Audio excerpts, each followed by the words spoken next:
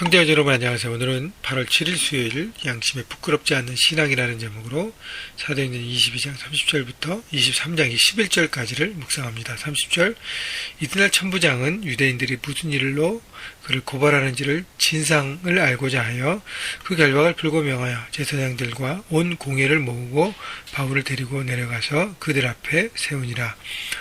자, 천부장이 바울이 로마 시민인 것을 알고 그로 인해서 많은 사람들이 선동하고 소유했기 때문에 그 무엇이 문제인지를 파악하려고 합니다. 근데 그가 로마 시민이니까 더 정확하게 알려고 애를 쓰는 것이죠. 그러니까 인권을 보호하는 것입니다.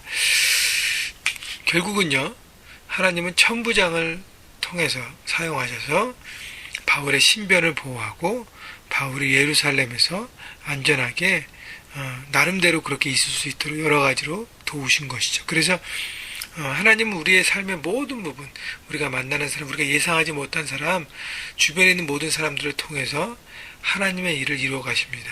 단 우리가 그분의 뜻에 순종할 때 그것이 섭리 가운데 일어나지, 우리가 순종하지 않고 불순종의 길로 가면 또 하나님은 주변의 모든 상황각을 통해서 우리가 불순종하고 있는 것을 깨닫게 해주시죠. 자, 중요한 것은 우리가 순종하며 하나님의 뜻에 따라 나갈 때 하나님께서 섭리하신다는 것이에요. 그래서 사람도 사용하시고 환경도 사용하셔서 우리가 그 뜻대로 갈 수 있도록 도우시는 것이죠. 그래서 천부장이 바울의 신변을 보호할 것이라는 것은 전혀 예상 밖의 일이잖아요. 그러나 하나님께서 가장 안전한 방법을 택하셨다는 것입니다. 1절 바울이 공회를 주목하여 이르되 여러분 형제들아 오늘까지 나는 범사의 양심을 따라 하나님을 섬겼노라 하거늘. 자, 바울이 유대 지도자들 앞에서 자신을 변호할 기회를 얻게 됩니다. 이것도 바로 천부장의 배려예요. 자, 그렇기 때문에 하나님의 놀라운 섭리를 우리가 보게 되는 것이고, 바울이 고백한 것은 자신은 양심을 따라 항상 양심을 따라 하나님을 섬겼다고 합니다. 양심을 따라 섬겼다는 것은 하나님의 뜻이 분명할 때는 하나님의 뜻에 따르지만 하나님의 뜻이 분명하지 않을 때는 그는 양심을 따랐다는 것이죠. 자, 그래서 양심이란 서로 공유된 것들을 얘기하는데, 공유된 마음, 그러니까 도덕적으로, 상식적으로, 인격적으로 올바르게 선한 일들을 행했다는 것이죠. 그래서 하나님의 뜻과 어떤 상식적인 것이 충돌하면 하나님의 뜻을 따르지만 그렇지 않을 경우엔 도덕적으로, 상식적으로, 인격적으로 행했다는 것이죠. 그래서 예수를 믿는다는 것이 비인격적이고 비상식적이고 비도덕적이 아니라는 거예요.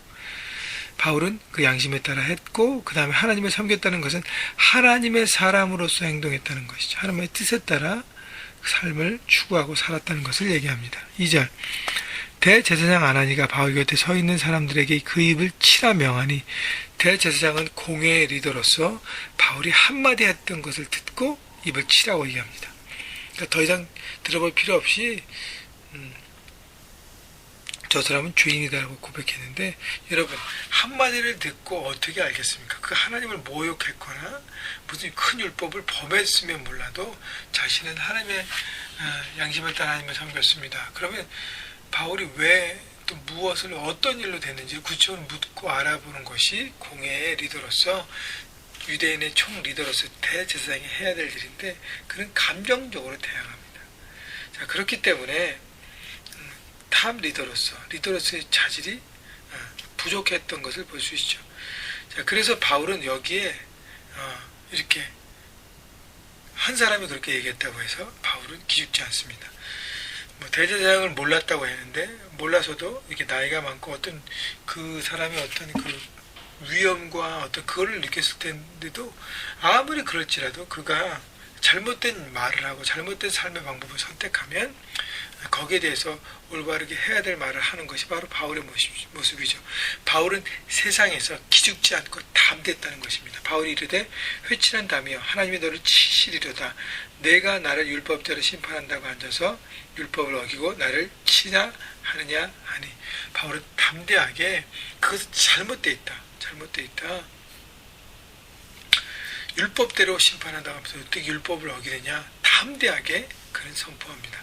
여러분, 바울은 복음의 사람이었어요. 진리를 붙잡은 사람이고 진리 가운데 살았기 때문에 당당했습니다. 여러분, 우리 세상 가운데 당당하기 위해서는요, 말씀대로 살아가고 진리 가운데 살아갈 때 우리는 당당할 수 있는 것입니다. 4절, 곁에 선 사람들이 말하되 하나님의 대제사장은 내가 욕하느냐? 바울이 이르되 형제들아, 나는 그가 대제사장인 줄 알지 못하였노라. 기록하였으되 너의 백성의 관리를 비방하지 말라 하였느니라 하더라. 자, 모르고 대제사장이라는 것을 모르고 바울이 공격했습니다. 반박했던 것이죠. 그래서 사람들이 그분이 대제사장인 것을 얘기했을 때 바울이 인정하고 존경합니다. 그러니까 리더십에 대해서 그 다음에 유대인의 율법과 유대인의 어떤 질서에 대해서 바울이 순종함을 보여주는 것이죠. 그래서 모를 땐 모르지만 알았을 때는 뭐 어떤 일에도 불구하고 제가 존경함을 표시하고 그 다음에 잘못됨을 인정하는 것입니다. 여러분, 그것이 바로 바울의 모습이에요. 세상 가운데 살아가면서 우리가 잘못을 했을 때 그것이 잘못됨이 드러나면 어떻게 해요? 인정하고 받아들이고 그다음 바뀌면 되는 것입니다. 그렇기 때문에 세상 가운데서 겸손한 태도, 그것이 바로 하나님의 사람의 모습이죠. 6절, 바울이 그중 일부는 사두개인이요 다른 일부는 바리새인 줄 알고 공회에 외쳐 이르되 여러분 형제들아, 나는 바리새인이요 또 바리새인의 아들이라 죽은 자의 소망 곧 부활로 말미암아 내가 신문을 받노라. 자, 바울이 6절에 보니까 공회에 모인 사람들이 반은 사두개인이고 반은 바리새인인 것을 깨달았습니다. 자, 그래서 그 틈 사이를 노리고 그들을 흔들어댑니다. 왜냐하면 그 함께 모인 그 바리새인과 사두개인들은 늘 논쟁하고 늘 그 사두개인은 부활이 없다고 얘기하고 어떤 영적인 세계와 영적인 부분들을 믿지 않습니다. 그래서 현실만 바라봐요. 바리새인은 또 반대고요. 그렇기 때문에 늘 그들이 그런 관점 때문에 늘 충돌하는데 어떤 자기들이 함께해서 이권을 챙겨야 될 때는 그들이 하나입니다. 그래서 예수님 때도 그래서 그들이 야합해서 예수님을 십자가에 내몰았고 바울 때도 마찬가지. 그래서 그 틈을 노리고 바울은 지혜롭게 얘기합니다. 나는 바리새인인데 지금 죽은 자의 부활, 소망, 이게 틀린 얘기 아니거든요. 복음을 나누면서 부활에 대해서 소망에서 얘기하는 것 때문에 얘가 문제가 됩니다. 그랬더니 어떻게 해요? 바리새인과 사두개인으로 모인 공회가 반쪽으로 나눠서 서로 공방이 되게 됩니다. 7절, 그 말을 한즉 바리새인과 사두개인 사이에 다툼이 생겨 무리가 나누어지니 8절, 이는 사두개인은 부활이 없다, 천사도 없다, 영도 없다 하고 바리새인은 다 있다 하미러라. 자, 그래서 그들 가운데 논쟁이 시작합니다. 그 다음에 9절, 크게 떠들세 바리새인 몇 편에서 몇 서기관이 일어나 다투어 이르되 우리가 이 사람을 보니 악한 것이 없도다. 혹 영이나 곧 천사가 그에게 말하였으면 어찌하겠느냐. 자, 바리새인 중에 바울의 편에서 바울을 변호하는 사람이 생기는 것이죠. 10절, 큰 분쟁이 생기니 천부장은 바울이 그들에게 찢겨질까 하여 군인을 명하여 내려가 무리 가운데서 빼앗아 가지고 영내로 들어가라 하니라. 자, 그래서 두 편이 생겨서 또 바리새인 중 일부는 또 바울의 편을 듭니다. 그래서 그들이 막 오합지졸로 막 엉망진창이 되잖아요. 그래서 결국 어떻게 합니까? 천부장이 그걸로 인해서 바울의 신변에 문제가 생길까봐 바울을 빼내서 신변을 보호합니다. 아까도 얘기했지만요, 예루살렘에서 유대인의 그 모함과 유대인의 선동에서 가장 그를 지켜줄 사람은 로마 군대였어요. 그래서 로마 군대를 통해서 바울은 신변의 보호를 받습니다. 그 다음에 11절이요. 그날 밤 주께서 바울 곁에 서서 이르시되 담대하라. 내가 예루살렘에서 나의 일을 증언한 것 같이 로마에서도 증언하리라 하시니라. 자, 하나님께서 바울에게 말씀하십니다. 그러니까 그날 밤에 주께서 바울 곁에 서서 그날 밤에 바울이 어디 있었을까요? 계속 천부장에 통해서 보호를 받고 있을 때입니다. 그러니까 자유의 몸은 아니에요. 결박은 안 했지만 이렇게 예루살렘에 이렇게 묶여있는 몸입니다. 그러나 하나님께서 나타나서 말씀하시되 예루살렘에서 네가 담대한 것처럼 로마에 가서 전할 것이다. 결국 뭐예요?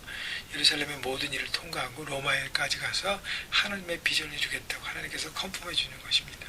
여러분, 10절에 천부장의 신변 보호, 11절 하나님의 컨펌, 이것보다 예루살렘에서 더 안전한 평강을 누리는 삶이 어디 있겠습니까?